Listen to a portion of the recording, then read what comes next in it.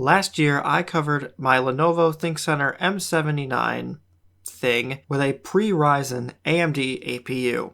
And it looks like I'm going to be covering another AMD APU-based ThinkCentre because this is a Lenovo ThinkCentre M725s from 2019. I was loaned this computer to do some work on it, and while I was at it, I had the opportunity to make a video on it, so here it is. The M725 small form factor, as they call it, though I'm just going to call it the M725s because that's easier, is pretty much just a newer version of my M79. So I'm going to be comparing it to that machine throughout this video. Like with the M79, this M725 would have started fairly cheap. Lenovo's website claims roughly $400-ish, but as always, there are parts and accessories to easily make it much more expensive. This time around, we're working with an AMD Ryzen 5 Pro 2400G with integrated AMD Radeon Vega 11 graphics. This also came with 8GB of RAM,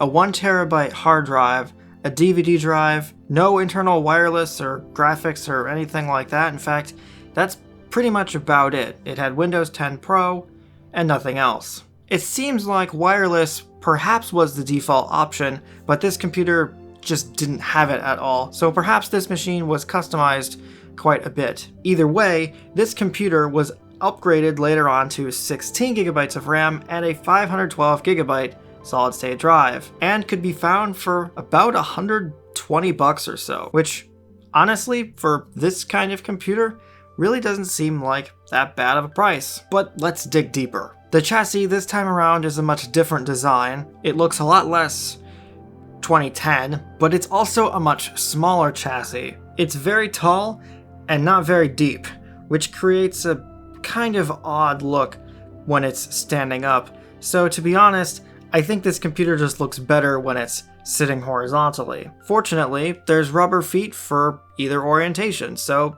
you can choose. Cosmetically, the only problem with this computer appears to be the front panel, which doesn't want to sit flush with the rest of the chassis, but otherwise, this computer is honestly in pretty good condition for a used machine. The design is also a lot of the same. For example, you have front intake on this machine. There's a slimline DVD drive. There are 4 USB 3.1 ports, 2 of which are Gen 1, and 2 of which are Gen 2. There's also headphone and microphone jacks, and the power button and hard drive activity LED. The back of the machine has audio ports, VGA and serial ports, 2 built-in display ports, 4 more USB ports, though 2 of these are only USB 2.0, built-in Ethernet, and even PS2 keyboard and mouse ports. There are no expansion cards in this machine, and the power supply, of course, is quite small. The only other things of note are the AMD and Windows stickers, and the Lenovo sticker on the bottom of the case. Now, despite being smaller, this machine is actually laid out pretty similarly to the M79. The front panel comes off and reveals a bunch of stuff, and there's a pretty big design difference this time around.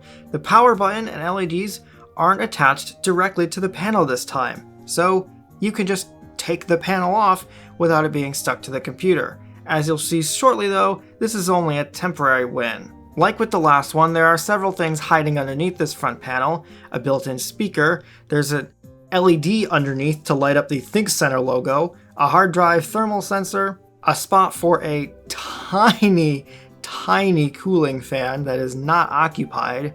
There's also a spot for an SD card reader and 2 USB Type-C ports, neither of which are occupied on this machine. The hard drive cage lifts up. It's a bit stiff on this machine, and the hard drive is toolless this time. It's in this plastic caddy thing, which is nice to have, but it's plastic, and plastic that feels pretty cheap and I think could eventually break. The DVD drive is also toolless on this machine. It's got a much better feeling release thing on it. Now with the drives removed, we can see a lot more of the motherboard, but you might notice something a little different about this machine than most. It turns out that the front I/O is attached to the board. There's this like little extension added onto the board to make it longer.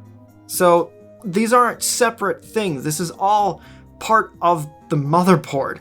So if any of these ports break, then that's part of your motherboard that's broken. This has unfortunately become a pretty common design on OEM machines in the last few years, and I absolutely hate it. This board already was proprietary somewhat because of the power supply, which, like with the M79, is very non-standard. This has a 10-pin connector. This power supply also only provides 12 volts, and the board is doing the power conversion for the SATA devices. This is exactly how the M79 was, so if there's a problem with this power supply, you'll likely need to get an extremely specific unit. Now, I expected that in a small machine like this, but still not really my first choice. The cooler on this machine is also a little unusual. It's a blower fan setup. It's got an air duct that's pointing the air directly out the back of the case, over what is otherwise a fairly cheap and unremarkable heatsink. This looks like basically an Intel stock cooler that was modified to fit an AMD socket, and I'd say there's more fan going on here than actual heatsink. And even more incredibly, this heatsink doesn't even come anywhere near close to contacting the entire CPU heat spreader. But anyway, here's a look at that processor before I repasted it. Now, despite this computer's size, there are actually quite a few expansion options with this board. Some are more possible than others. There are, of course, 4 RAM slots, though only one was populated out of the box. So, single channel RAM on a Ryzen machine. Great. There's also a PCI Express X16 slot in name only, and 2 X1 slots, and even a full PCI slot. There's also a spot on the board for a wireless card, and another spot for an M.2 solid-state drive, though there's no mounting hardware in the case. There's also, buried in all these cables, an extra SATA port, presumably for an extra SSD bay that could have gone somewhere in this machine. There are also several fan headers around this board that are unused, and there are internal I/O headers for more USB ports, serial, and parallel ports.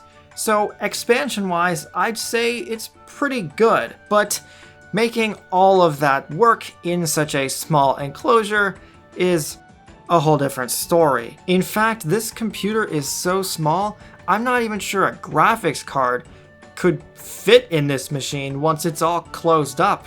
Maybe a small one, and even if it could fit, there is something else with this computer that may or may not derail that plan entirely, which is the power supply. This is a Hunt Key power supply, which is not a brand I've ever heard of. Apparently, they are based out of China, and while they do sell off-the-shelf components, they seem to be a pretty common supplier for Lenovo machines, and I've seen, at best, mixed things about them. So, is this power supply any good? I don't know. I haven't had any problems with it yet. It's a 210 watt unit that's apparently 80 plus bronze rated. Outside of the processor, this thing isn't drawing a ton of power, so I'm gonna hope it's okay. But to me, this is a downgrade from the FSP unit in the M79. Outside of that power supply being questionable and the parts being pretty proprietary, otherwise, I don't really have any major complaints. It's all put together pretty well. It's all very toolless. Let's move on. The BIOS on this machine is pretty much identical to the M79's. It also has that fun quirk where the display is just green. But as I was saying, the skin is pretty much identical. At the time of filming, this had a BIOS from June of 2022.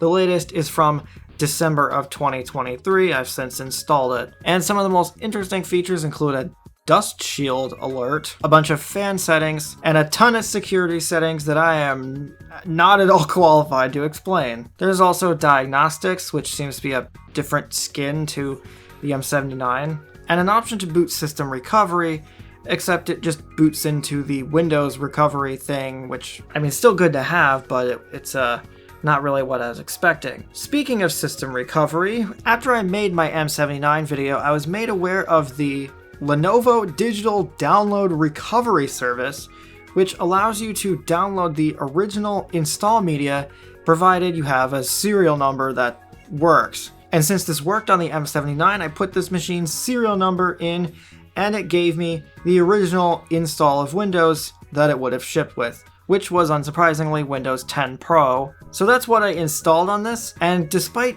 having a solid-state drive, this process took more than an hour. So I don't even want to imagine how long this would have taken if it had a mechanical hard drive. This Windows install is also pretty vanilla. It wanted me to put in a Lenovo ID on startup, but that was skippable. And other than some of the driver software and Lenovo keyboard stuff, it had Lenovo Vantage, Microsoft Office 2016, and Cyberlink Power2Go and Power DVD. Otherwise, this is a pretty clean install of Windows. For an OEM thing anyway, I was fairly surprised. There wasn't any antivirus I had to immediately uninstall, no pop-ups, advertisements, other than the Microsoft stuff. It's version 1903, which would have been the latest version when this computer was manufactured, so that's pretty good. Honestly, I didn't really have any complaints. Of course, this computer could be running Windows 11, but I don't want that. I really wanted to install Linux, but since I only have this for a limited amount of time, I just couldn't do that. Instead, just installed a very basic selection of utilities and stuff on this machine. So it seems like this computer is pretty efficient. I usually like to see how it does browsing the web, and this time around it's hardly breaking a sweat. Even doing more demanding things, like playing a 1080p 60 YouTube video or having a bunch of stuff open, this computer was handling it just fine. I did notice while running Cinebench, I don't think this board is reporting pretty much anything correctly at all. Most notably, it said this computer was running at just 17 watts under load. Considering this is supposed to be a 65 watt processor apparently, I don't know that I believe any of the power numbers on this machine at all. But anyway, I just downloaded Cinebench 2026 for this exact video, so I don't actually have any meaningful data on it.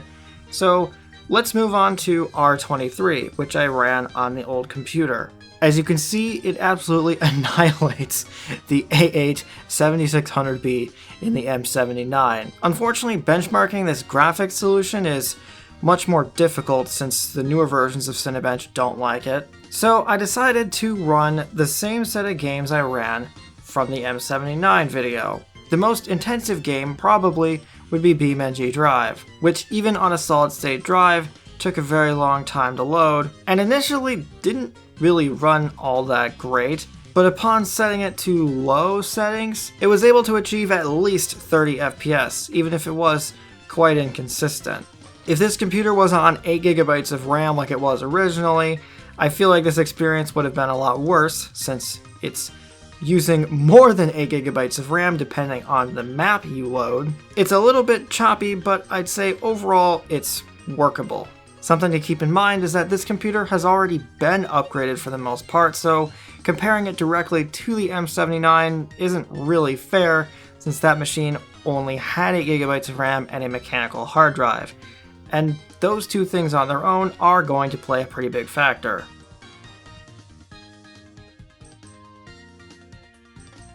Since apparently I've been running this game on everything, this is Golf with Your Friends, which runs at a near perfect 60 FPS, even on a pretty demanding map, and at some higher graphics settings at least.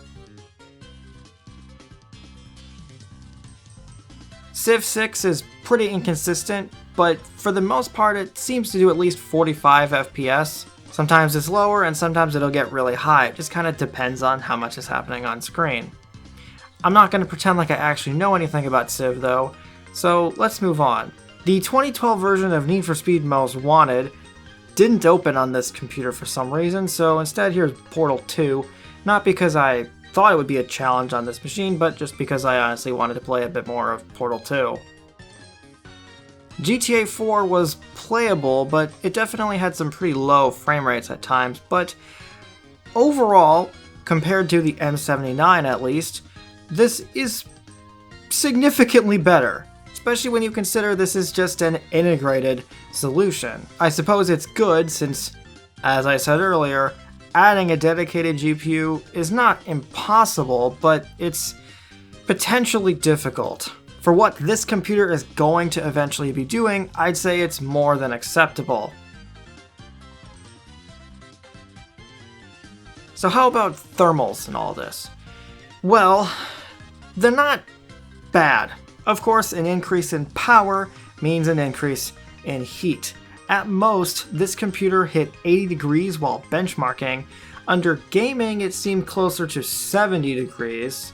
And for the most part, the temperatures under gaming actually weren't super bad. And doing basic tasks, this machine was about 40 to 50 degrees. Basically, it's not throttling at all, so even if it's a little bit elevated, I'd say the thermals are okay. Maybe the biggest downside with this is just the noise. The fan is a little bit elevated at startup, but once it actually starts booting up, this thing is pretty much silent, and this is with it set to the better thermals mode in the BIOS, which is about 1000 RPM. But of course, when this thing starts working harder, that fan is going to get louder and louder. Under benchmarking, it seemed to get as high as 2500 RPM, which for this kind of machine is pretty loud. This also has a full speed setting like the M725, which claims to be 4500 RPM. This doesn't get anywhere near that. It's never going to realistically be something anybody would use. You can probably imagine what it would sound like, so let's move on. Speaking of loud, this DVD drive. I am glad that this computer has a DVD drive built in, but I have to be honest, this is maybe one of the cheapest optical drives I've ever seen.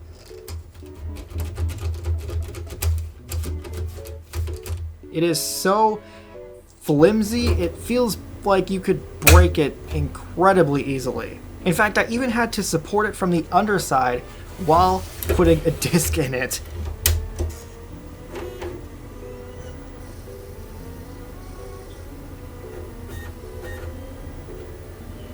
This is some Philips Light-On drive. It is the DA8AESH. Really rolls off the tongue there.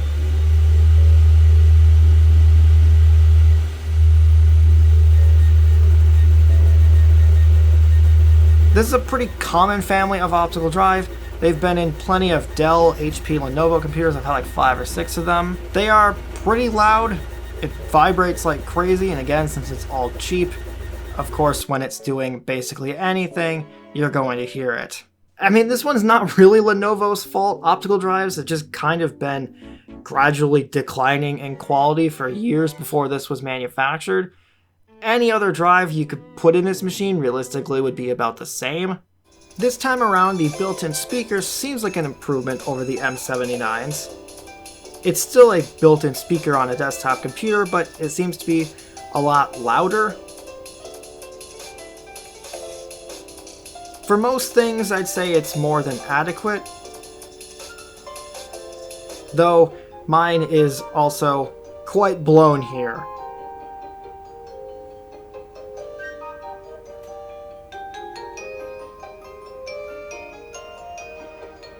Which brings us to the end, and I have to say, overall, I was pleasantly surprised with this machine.